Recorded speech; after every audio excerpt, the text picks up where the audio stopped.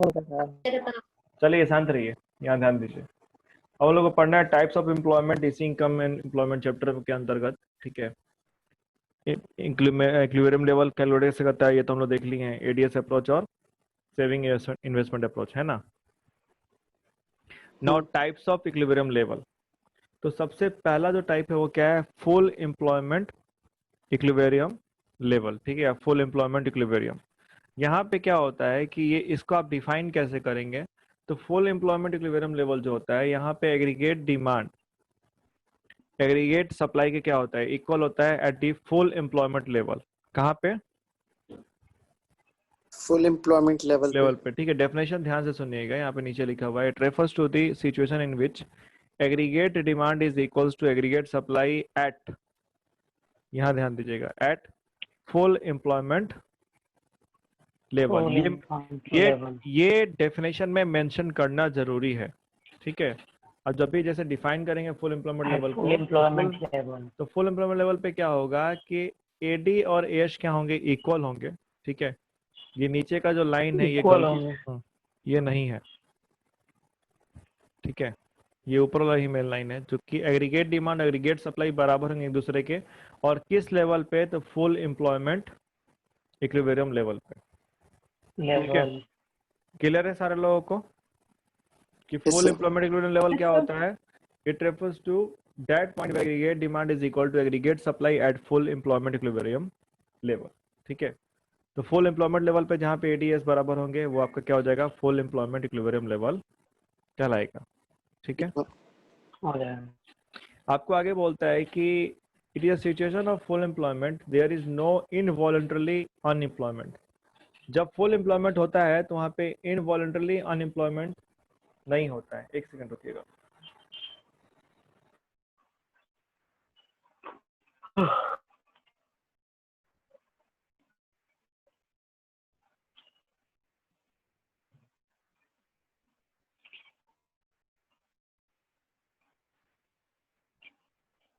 Hello,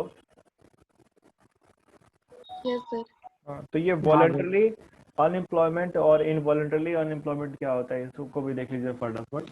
voluntarily unemployment कहता है कि it is a situation in which all those people who are getting a job at the prevailing wage rate but not willing to work, not willing to work लिखा है ना। Voluntarily मतलब क्या होता है, इच्छा से। वॉलंटरली मतलब क्या होता है, इच्छा से। अब अगर आपको प्रिवेलिंग वेज रेट पे, जैसे मान लीजिए अगर आप इंजीनियर हैं, और जो भी इंजीनियर आज के समय में लोग हैं, तो मान लो कोरोना के पीरियड में आपका देख रहे हैं कि नौकरी का कमी हो गया है ना, प्रोडक्शन हो नहीं रहा है, तो बोला गया कि भाई इंजीनियर को 10,000 रुपया पर मंथ से ऊपर हम नहीं दे सकते हैं फिलहाल के लिए। अब क्या हो गया कि आप काम करने के लिए रेडी नहीं है, आप काम करने के लिए रेडी नहीं है। ठीक है, तो वो सिचुएशन जहां पे वो लोग जो कि काम मिल रहा है, जिनको प्रिवेलिंग वेज रेट पे क्या मिल रहा है, काम मिल रहा है, लेकिन वो काम करना नहीं चाहते हैं, तो वो जो बेरोजगार हैं या यहाँ जो बेरोजगारी है, ये उनकी अपनी इच्छा के चलते हैं ना, है कि नहीं। तो this is known as voluntarily unemployment. तो इसी सिचुएशन को क्या कहते हैं, वॉलंटरली अनएम्प्लॉयमेंट कहते हैं। ठीक है, और इनवॉलंटरली अनएम्प्लॉयमेंट क्या होगा कि यहाँ पे ये सिचुएशन है, it is a situation in which all those people who are willing and able to work at the prevailing wage rate do not get the work। यानी कि जो लोग जो चाहते भी हैं कि क्या करना, प्रिवेलिंग वेज रेट पे काम करना, वो सक्षम भी हैं और वो चाहते भी हैं कि प्रिवेलिंग वेज रेट पे क्या करें, काम करें। प्रिवेलिंग वेज रेट का मतलब हो गया कि मार्केट में जो वेज रेट उनको मिल रहा है उनके काम के अगेंस्ट। ठीक है, तो वो चाहते भी हैं और सक्षम भी हैं, लेकिन वो काम नहीं मिल रहा है, तो इसको क्या कहेंगे। हाँ बोलो अनूप, कुछ बोल रहे हो। थोड़ा वॉलेंट्री एम्प्लॉयमेंट एक बार और बता दीजिए। वॉलंटरली अनएम्प्लॉयमेंट, सेकंड वाला देखो, एक है वॉलंटरली अनएम्प्लॉयमेंट, एक है इनवॉलंटरली। वॉलंटरली अनएम्प्लॉयमेंट कहाँ है, जहां पे आप अपनी इच्छा से काम नहीं करना चाहते।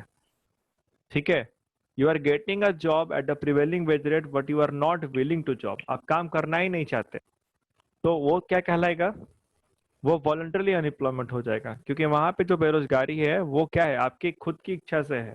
आपको रोजगार मिल रहा है लेकिन आप काम नहीं करना चाहते हो। ओके, और इनवॉलंटरी अनएम्प्लॉयमेंट क्या है? वो सिचुएशन है जहाँ पे आप काम करना चाहते तो हैं, आप सक्षम भी हैं और आप चाहते भी हैं कि आपको काम मिले, लेकिन आपको काम में नहीं मिल रहा है। ठीक है, तो आपको यही बोला गया है कि जब सिचुएशन होता है किसका? फुल एम्प्लॉयमेंट का।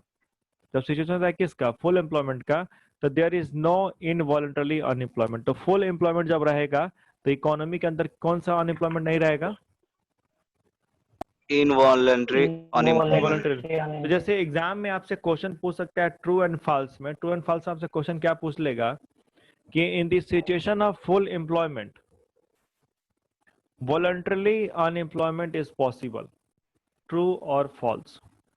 जब फुल एम्प्लॉयमेंट अगर सिचुएशन है इकोनॉमी के अंदर में, तो क्या वॉलंटरली अनएम्प्लॉयमेंट पॉसिबल है? ट्रू या फॉल्स? क्या फॉल्स होगा? सर। फॉल्स है। अच्छा, एनीबॉडी एल्स? किसी और कुछ लगता है? क्या सवाल होगा ये या है नहीं? कि हाँ, एक कि सेंटेंस सिर्फ बोलिएगा अगर सर। अगर इकोनॉमी के अंदर फुल एम्प्लॉयमेंट है तो क्या उस सिचुएशन में वॉलंटरली अनएम्प्लॉयमेंट हो सकता है क्या? नहीं। नहीं, हम्म, हो सकता है सर। हो सकता है, हो सकता है, हो सकता है। जब फुल एम्प्लॉयमेंट का सिचुएशन इकोनॉमी के अंदर में होगा तो वहां पे वॉलंटरली अनएम्प्लॉयमेंट हो सकता है, क्योंकि वॉलंटरली अनएम्प्लॉयमेंट को फुल एम्प्लॉयमेंट काउंट ही नहीं करता है ना। वो काउंट किसको करता है? इनवॉलंटरली को। आपको स्टेटमेंट क्या बोला गया? आपको बोला गया कि जब फुल एम्प्लॉयमेंट होगा इकोनॉमी के अंदर में तो उस सिचुएशन में इनवॉलंटरली अनएम्प्लॉयमेंट नहीं होगा, यानी कि जो लोग चाहते हैं काम करना उन सबको काम मिल जाएगा, है ना। लेकिन इस बारे में कुछ नहीं लिखा गया कि अगर फुल एम्प्लॉयमेंट है तो जो लोग काम क्या बोल रहे हैं, जो लोग काम करने लायक हैं, ठीक है, लेकिन वो काम करना ही नहीं चाहते हैं, तो इस अनएम्प्लॉयमेंट का फुल अनएम्प्लॉयमेंट से कोई लेना देना नहीं है। तो हो सकता है कि इकोनॉमी फुल एम्प्लॉयमेंट लेवल पे क्या कर रही हो, ऑपरेट कर रही हो, फिर भी वहां पे कुछ लोग क्या हो, वॉलंटरली अनएम्प्लॉयड हो। ठीक है, क्या मेरी बात समझ में आई कि ऊपर पर चली गई? अरे सर क्लियर है, हमको लगा आप इनवॉलंटरी वाला पूछ रहे हैं। नहीं नहीं, इनवॉलंटरी नहीं, हम वॉलंटरली पूछे। ठीक है, तो इस तरीके से क्वेश्चन पूछ सकते हैं आपसे कि क्या इकोनॉमी जब फुल एम्प्लॉयमेंट में है तो क्या उस सिचुएशन में वॉलंटरली अनएम्प्लॉयमेंट पॉसिबल है क्या? तो हाँ, पॉसिबल है, इट कैन बी। ठीक है, हाँ, लेकिन इनवॉलंटरली पॉसिबल नहीं होगा। ठीक है, ओके, क्लियर है आप लोगों को? चलिए अब आगे बढ़ते हैं। तो आपको ये बोल रहा है कि in the situation of full employment equilibrium all those people who are willing to work at the prevailing wage rate are able to find employment. वो सारे लोग जो प्रिवेलिंग वेज रेट पे, यानी कि जो मार्केट में अभी जो वेज रेट चल रहा है उस पर जो काम करना चाहते हैं, उन सारे लोगों को काम क्या हो जाएगा? मिल जाएगा।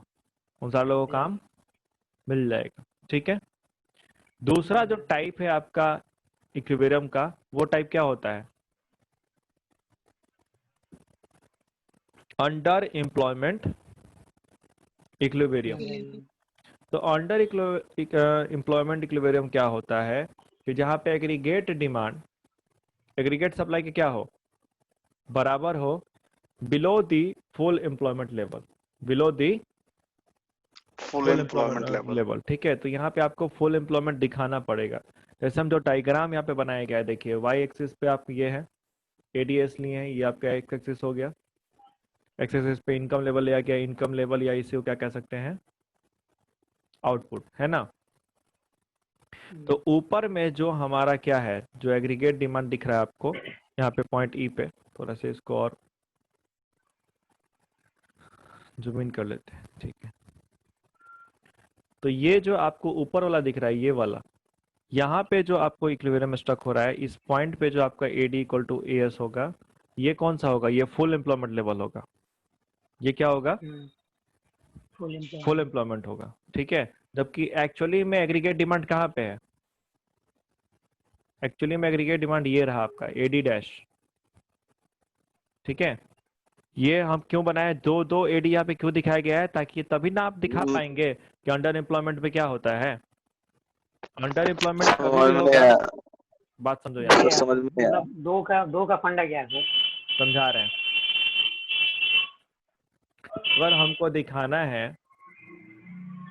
कि कोई जगह अच्छा है या कोई जगह खराब है, तो जब हम अच्छा रखेंगे तभी ना तुम कंपेयर कर पाओगे कि खराब है कि अच्छा है दूसरे वाले को, हाँ है ना। ये बात सारे लोग मानते हैं कि नहीं मानते हैं कि कोई चीज क्या सर? बेहतर है, कोई चीज बेहतर है या खराब है या अच्छा है, आप कब कह पाएंगे? जब आप उसको कंपेयर करेंगे दूसरी चीज से। हाँ दो।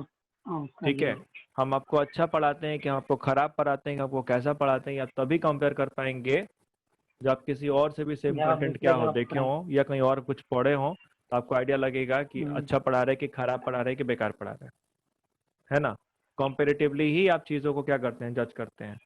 तो यहाँ पे जब बात आएगी अंडर एम्प्लॉयमेंट इक्विलिब्रियम की, तो अंडर एम्प्लॉयमेंट इक्विलिब्रियम का मतलब क्या होगा कि यहाँ पे आपका एग्रीगेट डिमांड एग्रीगेट सप्लाई के क्या होगा, बराबर होगा कहाँ पे, below the full employment level. किसके नीचे होगा? फुल एम्प्लॉयमेंट लेवल के नीचे, यानी कि एग्रीगेट डिमांड जो होगा वो फुल एम्प्लॉयमेंट लेवल के नीचे इंटरसेक्ट करेगा किसको? एग्रीगेट सप्लाई को। तो हमको डायग्राम में पहले फुल एम्प्लॉयमेंट लेवल दिखाना पड़ेगा कि नहीं दिखाना पड़ेगा? तो सर यहाँ पे दो दो एग्रीगेट डिमांड कैसे आ गया?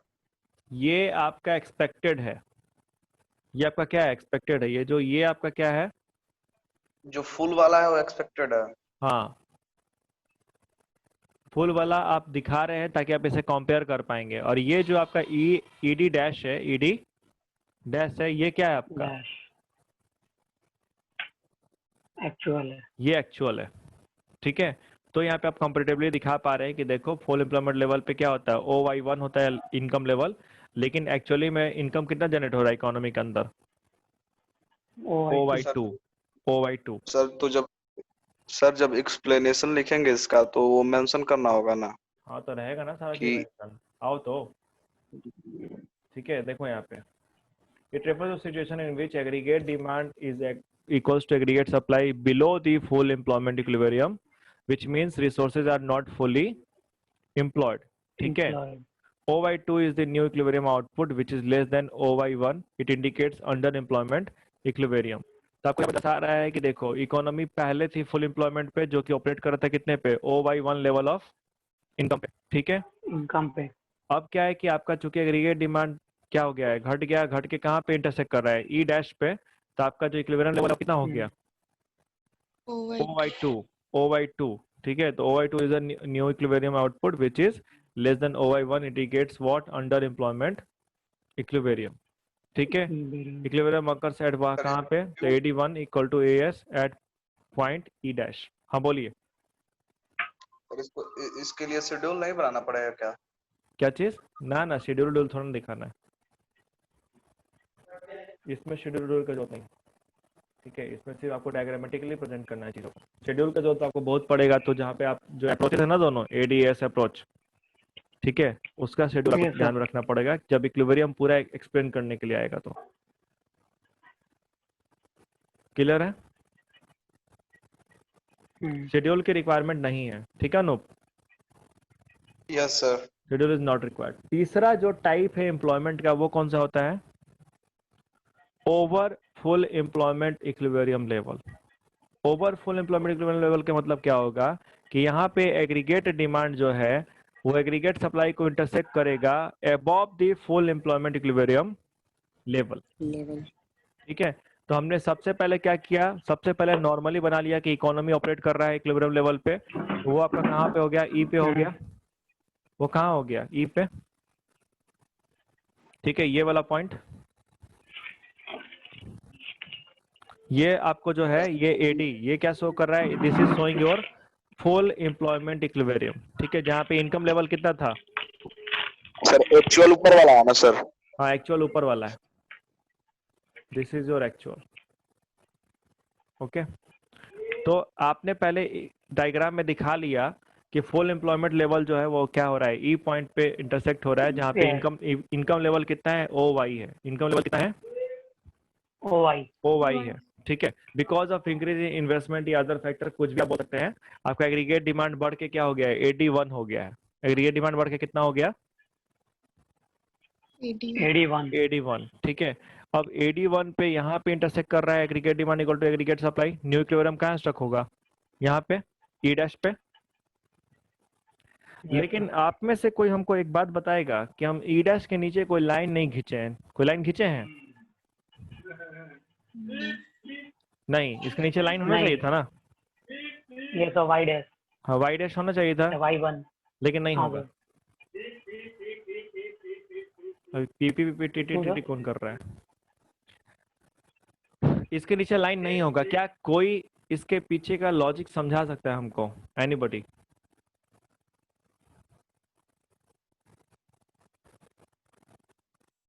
जैसे यहाँ पे एग्रीगेट डिमांड जो है ये एग्रीगेट सप्लाई को इंटरसेक्ट करेगा above the full employment level, तो फुल एम्प्लॉयमेंट लेवल के अबव अगर इंटरसेक्ट करेगा तो इसके नीचे इनकम लेवल पे कोई पॉइंट नहीं लिया गया है। ऐसा क्यों किया गया है?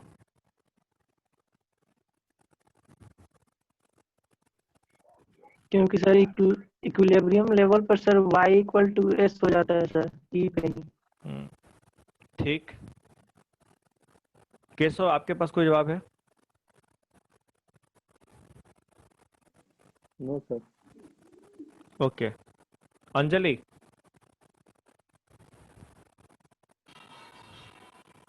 अंजलि आवाज आ रही है? Yes sir. क्या लगता है तुमको, एग्रीगेट डिमांड जो ऊपर में इंटरसेक्ट कर रहा है एग्रीगेट सप्लाई को, 81 वाला जो है एट पॉइंट ई डैश, तो उसके नीचे कोई भी लेवल नहीं लिया गया है इनकम पे, है ना? ऐसा क्यों किया गया? फुल एम्प्लॉयमेंट वाले पे लिए हैं, ओवाई आया है आपका, है ना ये आपका ओवाई? सर क्योंकि इनकम नहीं बढ़ रहा है, इनकम बढ़ नहीं रहा है। इनकम बढ़ नहीं रहा है, जी हाँ। अगर इकोनॉमी ऑलरेडी ऑपरेट कर रही है फुल एम्प्लॉयमेंट लेवल पे, किस पे? फुल एम्प्लॉयमेंट लेवल पे, यानी कि मैक्सिमम जो प्रोडक्शन हो सकता है इकोनॉमी के अंदर में वो क्या हो रहा है, किया जा इतना रहा है, हो रहा है। ठीक है। तो क्या अब इससे ऊपर प्रोडक्शन बढ़ेगा क्या, इन्वेस्टमेंट करने नहीं। से या डिमांड बढ़ाने से? No sir. नहीं बढ़ सकता, ठीक है। You can not raise the production. जब प्रोडक्शन नहीं रेज बढ़ा सकेंगे तो क्या आप इनकम बढ़ा लेंगे क्या? नहीं। नहीं। इसीलिए भले ही आपका एग्रीगेट डिमांड इंटरसेक्ट कर रहा है एग्रीगेट सप्लाई को किससे, above the full employment level, लेकिन फिर भी आपकी इनकम में कोई चेंज नहीं होगा, ठीक है। So be careful with the diagram. Diagram में भूल के भी नीचे लाइन मत खींच दीजिएगा, नहीं तो डायग्राम रॉन्ग हो जाएगा और वही नंबर आपका क्या हो जाएगा, कट जाएगा, ठीक है। You have to be careful for that thing. समझ में आया सारे लोग? Yes sir. सोनी क्यों नहीं होगा?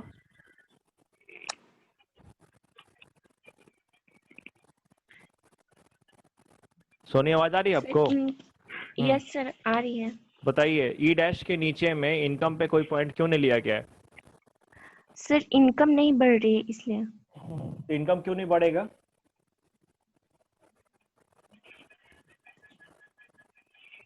इनकम यहाँ पे क्यों नहीं बढ़ेगा?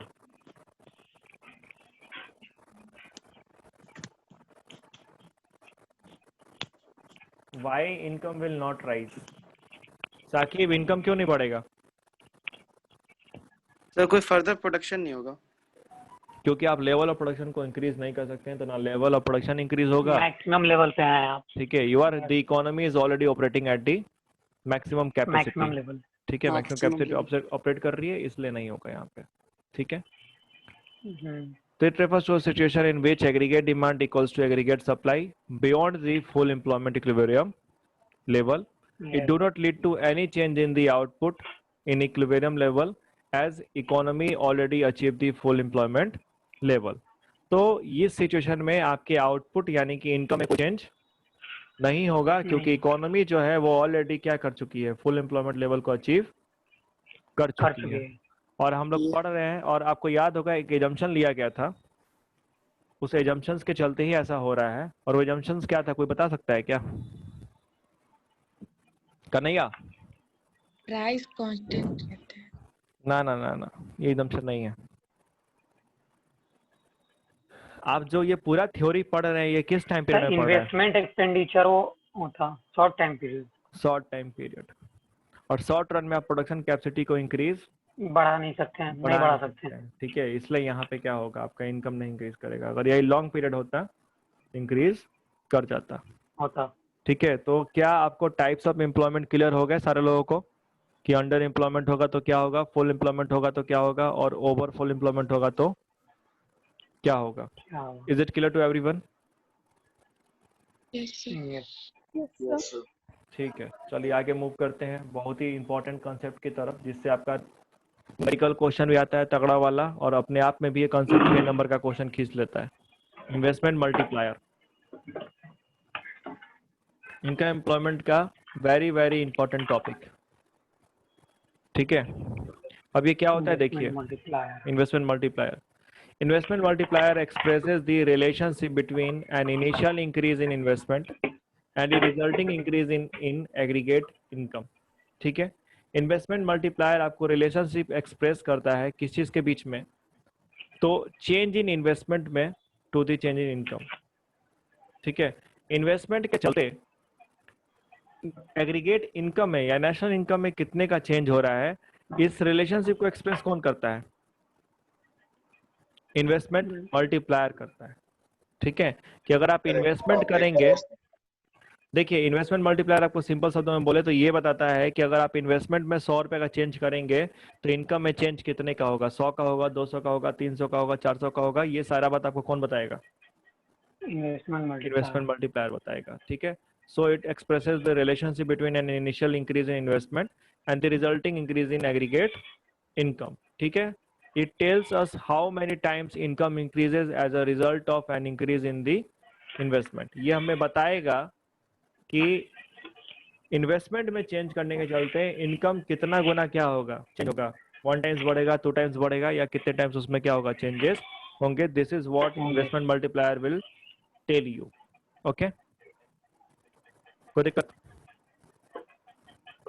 आगे मूव करते हैं। तो इन्वेस्टमेंट मल्टीप्लायर को डिनोट करते हैं किससे? के से। किससे डिनोट करते हैं? के से। ठीक है, it is the ratio of increase in national income to the increase in investment.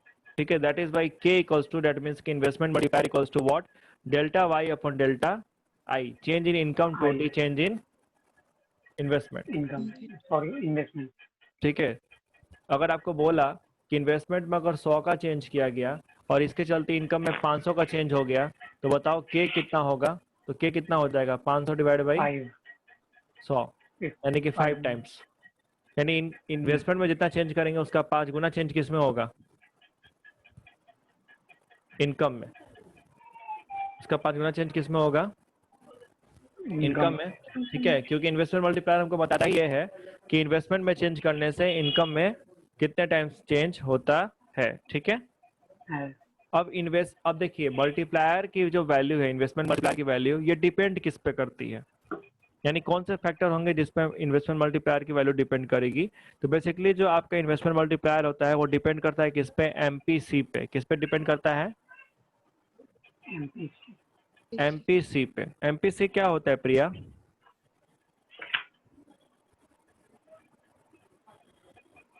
Priya, MPC क्या होता है?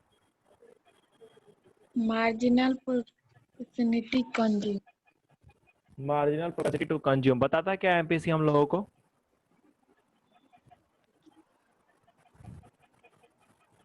एमपीसी क्या बताता है हम लोगों को?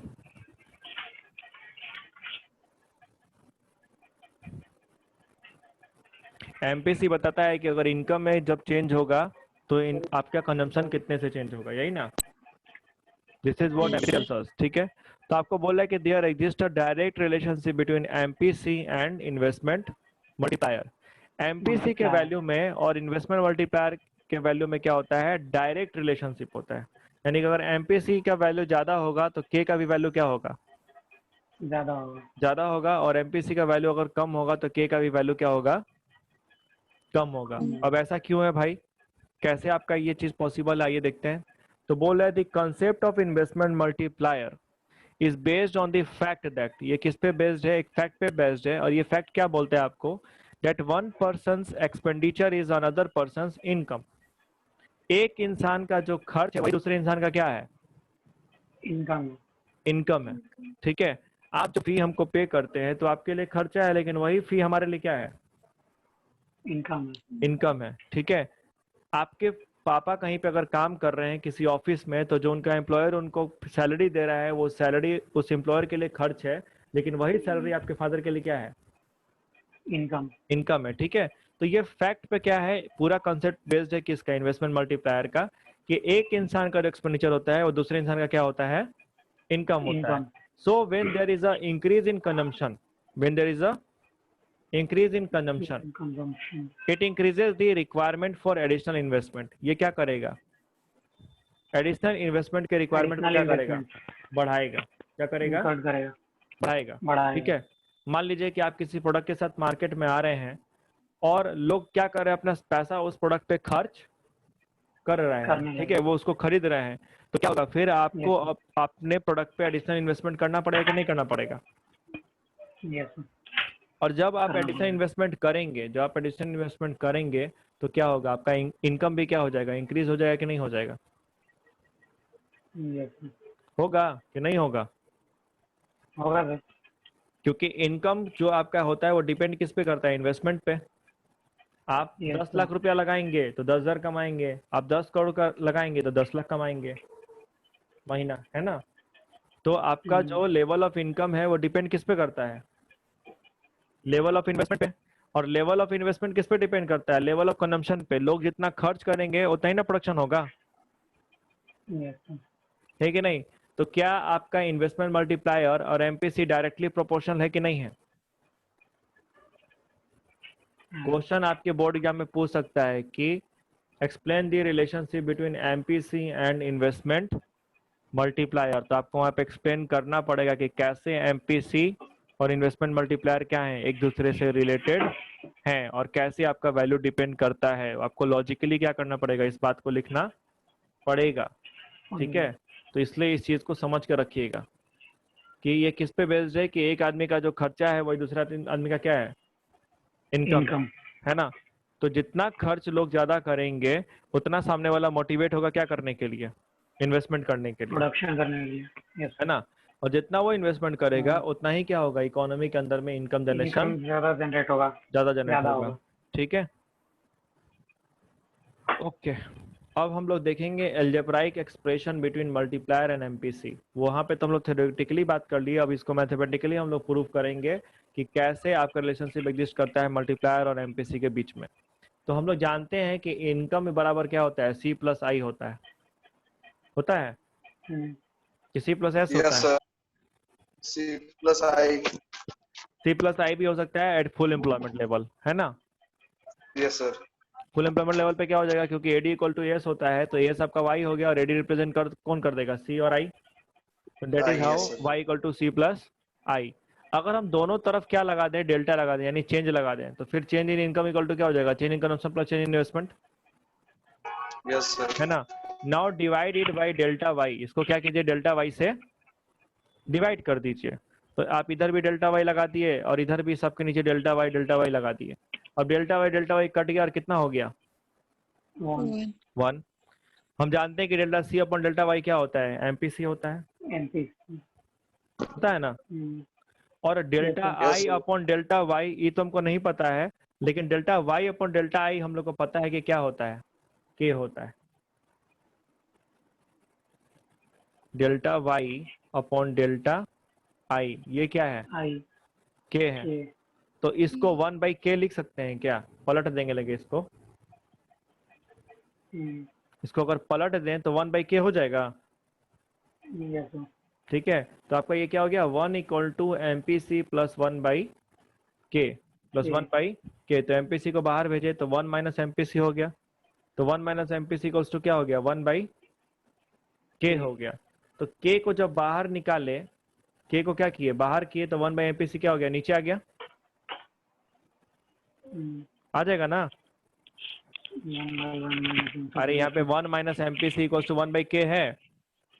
तो अगर आप k को बाहर कीजिएगा तो 1/1 माइनस एमपीसी को नीचे ला सकते हैं।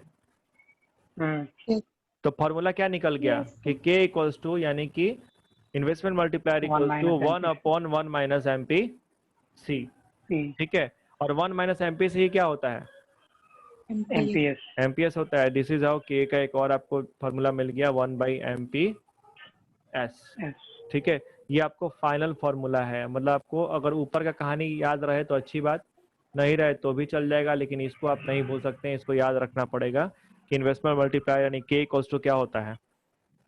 1 माइनस एमपीसी और 1 माइनस एमपीसी या 1/mps। ठीक है, तो के का 3 फॉर्मूला निकल के आया। के का एक फॉर्मूला क्या हो गया? Delta Y upon delta I, और एक फॉर्मूला हो गया के इक्वल्स टू 1/1 माइनस एमपीसी, और एक फॉर्मूला और क्या हो गया? के इक्वल्स टू 1/mps। ठीक है, क्लियर है? Yes sir. Okay, relationship between multiplier and MPS क्या हो जाएगा? तो यहाँ पे क्या होगा? इनवर्स होगा ना रिलेशनशिप। अगर एमपीसी के साथ क्या है? डायरेक्ट है, तो एमपीएस के साथ क्या होगा?